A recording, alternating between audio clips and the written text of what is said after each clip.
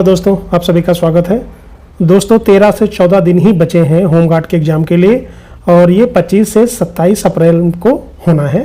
ठीक है, और अभी तक हम आपको कम से कम 10 लेक्चर आपको प्रोवाइड करा चुके हैं और ऐसे ही वीडियो आपको मिलता रहेगा। तो यहाँ पर हमने 100 क्वेश्चंस को कलेक्ट किया है। ठीक है, इसमें कुछ इंडियन पॉलिटी है, जीएस है, हिस्ट्री है, ज्योग्राफी है, सभी टॉपिक को मिला के हमने इसको कलेक्ट किया है।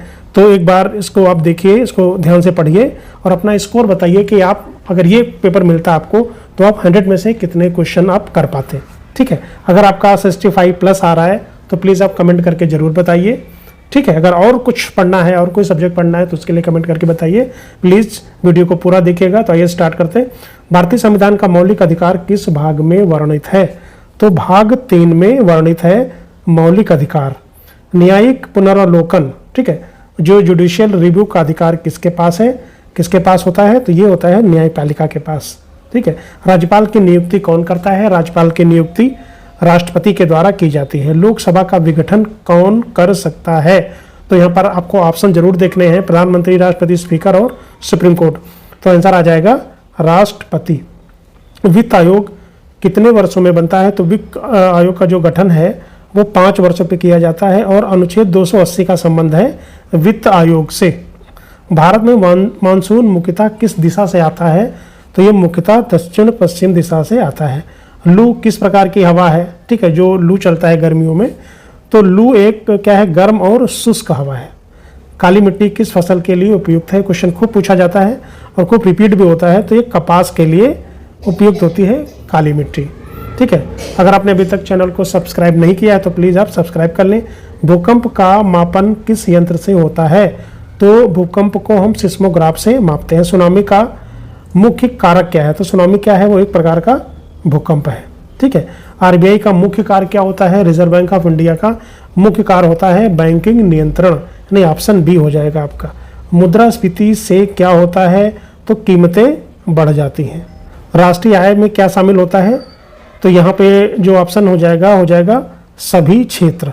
ठीक है, तो यहाँ पे कृषि है, केवल उद्योग है, या केवल सेवा है, तो सभी क्षेत्रों को मिला के ही ये किया जाता है। बजट कौन प्रस्तुत करता है? तो बजट वित्त मंत्री द्वारा प्रस्तुत किया जाता है। गरीबी रेखा किससे संबंधित है? तो गरीबी रेखा का संबंध है इनकम से, यानी कि आय से। ओजोन परत किससे रक्षा करती है? तो जो ओजोन परत है वो अल्ट्रावायलेट किरण से रक्षा करती है। ग्लोबल वार्मिंग का मुख्य कारण क्या है? तो मुख्य कारण है इसका कार्बन डाइऑक्साइड। ठीक है, जैव विविधता का अर्थ क्या है?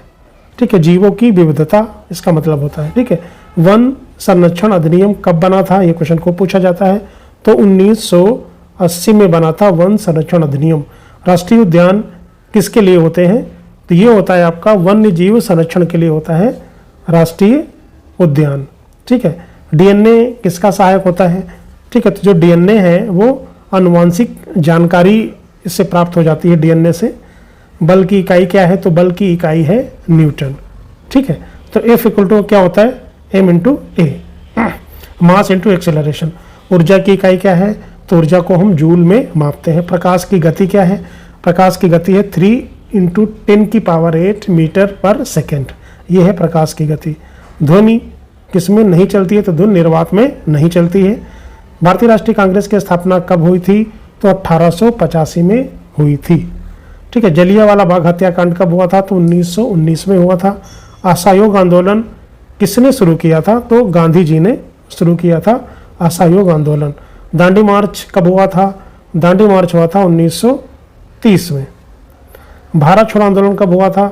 तो भारत छोड़ो आंदोलन हुआ था 1942 में। ठीक है, संसद के कितने सदन होते हैं? तो संसद में 2 सदन होते हैं, लोकसभा और राज्यसभा। राष्ट्रपति का कार्यकाल होता है 5 वर्ष का। प्रधानमंत्री किसके प्रति उत्तरदायी होता है? तो लोकसभा के प्रति उत्तरदायी होता है। सुप्रीम कोर्ट कहाँ है? तो सुप्रीम कोर्ट है दिल्ली में। ठीक है, गंगा का उद्गम कहाँ होता है? तो गंगा का उद्गम होता है गंगोत्री में। ठीक है, भारत की सबसे लंबी नदी कौन है? तो भारत की सबसे लंबी नदी है गंगा।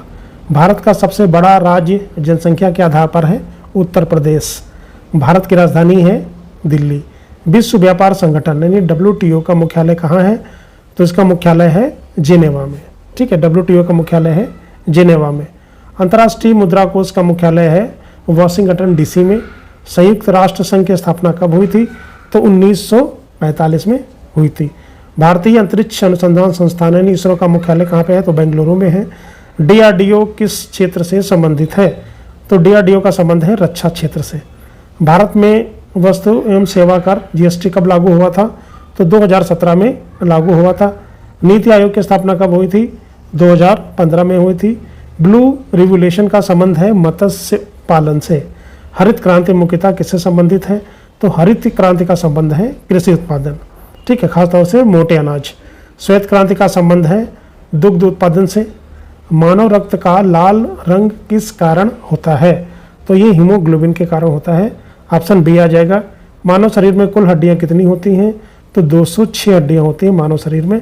हृदय का मुख्य कार्य क्या है? रक्त पंप करना, रक्त को पंप करना, नहीं ऑप्शन हो जाएगा बी। फेफड़ों का मुख्य कार्य क्या होता है? तो मुख्य कार्य होता है श्वसन क्रिया करना। विटामिन C की कमी से कौन सा रोग होता है?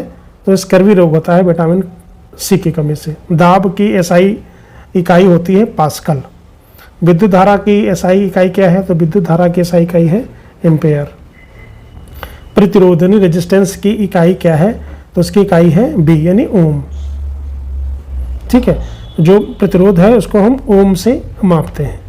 वर्क की SI इकाई क्या है? तो वर्क का जो मात्रक है या यूनिट है वो जूल होती है।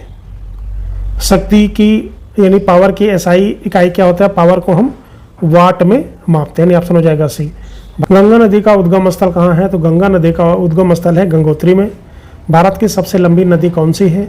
तो सबसे लंबी नदी है गंगा। भारत का सबसे अधिक जनसंख्या वाला राज्य कौन सा है? तो उत्तर प्रदेश। भारत की राजधानी है नई दिल्ली। थार मरुस्थल किस राज्य में है? थार मरुस्थल है राजस्थान में। भारत का राष्ट्रीय पशु कौन सा है? तो भारत का राष्ट्रीय पशु है बाघ। भारत का राष्ट्रीय पक्षी कौन है? भारत का राष्ट्रीय पक्षी है मोर। भारत का राष्ट्रीय फूल है कौन सा है? कमल। सत्यमेव जयते कहाँ से लिया गया है? तो मुंडकोपनिषद से लिया गया है, ऑप्शन हो जाएगा बी। भारतीय ध्वज में कितने रंग होते हैं? तो भारतीय ध्वज में 3 रंग होते हैं। ठीक है, अशोक चक्र में कितनी तिलियां होती हैं? तो अशोक चक्र में 24 तिलियां होती हैं। भारत का राष्ट्रीय गान किसने लिखा था? तो लिखा था रविन्द्रनाथ टैगोर ने। भारत का राष्ट्रीय गीत कौन सा है? तो वंदे मातरम भारत का राष्ट्रीय गीत है। जल प्रदूषण का प्रमुख कारण क्या है? तो जो औद्योगिक अवशिष्ट होते हैं वो बहकर नदियों में जाते हैं जिससे जल प्रदूषण होता है। वायु प्रदूषण से कौन सा रोग होता है? तो ये अस्थमा रोग होता है। ग्लोबल वार्मिंग का मुख्य कारण क्या है? तो मुख्य कारण है कार्बन डाइऑक्साइड।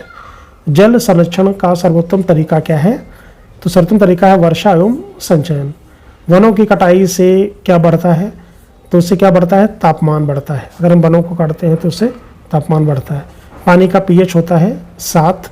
सबसे कठोर पदार्थ है हीरा। लोहे का रासायनिक प्रतीक क्या है? तो रासायनिक प्रतीक है Fe। ठीक है, Fe। सोना का रासायनिक प्रतीक क्या है? तो सोना का रासायनिक प्रतीक है Au। ठीक है, चांदी का रासायनिक प्रतीक है Ag जिसको हम सिल्वर बोलते हैं। भारत का सबसे लंबा बांध है हीराकुंड बांध। यमुना नदी किसकी सहायक नदी है? तो यमुना नदी जो है वो गंगा की सहायक नदी है। सतलज नदी का उद्गम कहाँ है? तो ये है सतलज नदी का उद्गम है मान सरोवर में से। नर्मदा नदी किस दिशा में बहती है? तो ये बहती है पश्चिम दिशा में। ठीक है, नर्मदा नदी पश्चिम दिशा में बहती है। कावेरी नदी किस क्षेत्र में बहती है? तो कावेरी नदी दक्षिण भारत की एक नदी है। भारत का सबसे बड़ा बंदरगाह कौन सा है? तो सबसे बड़ा बंदरगाह है मुंबई का। पंचशील सिद्धांत किससे संबंधित है? ये विदेश नीति से संबंधित है पंचशील सिद्धांत। गुट निरपेक्ष आंदोलन के प्रमुख नेता कौन थे? तो उनका नाम है नेहरू। ठीक है, भारतीय संविधान का संरक्षक होता है सुप्रीम कोर्ट। न्यायपालिका का मुख्य कार्य क्या है? कानून की व्याख्या करना। लोकतंत्र का मुख्य आधार है जनता। पर्यावरण में क्या शामिल है? तो पर्यावरण में पेड़, जल और हवा, ठीक है, सभी शामिल होते हैं। जैव विविधता किसे कहते हैं? तो जीवों की जो विविधता है, ठीक है, उसको हम बोलते हैं, यानी बायोडाइवर्सिटी। सतत विकास क्या है? संतुलित विकास को हम सतत विकास बोलते हैं। तो दोस्तों, चैनल को लाइक और सब्सक्राइब जरूर करें। Thank you very much.